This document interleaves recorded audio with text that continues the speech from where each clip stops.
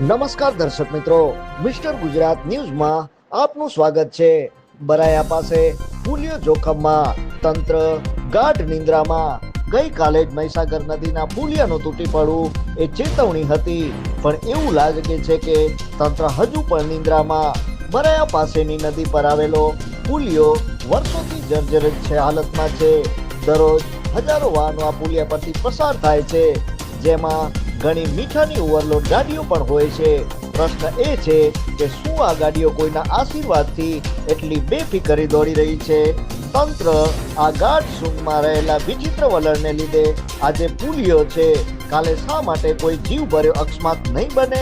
કેટલાય વર્ષોથી નાગરિકો આ અંગે ચીસો પોકારી રહ્યા છે, પરંતુ હજી સુધી સમજૂતીનું એક પણ પગલું ન લેવાયું।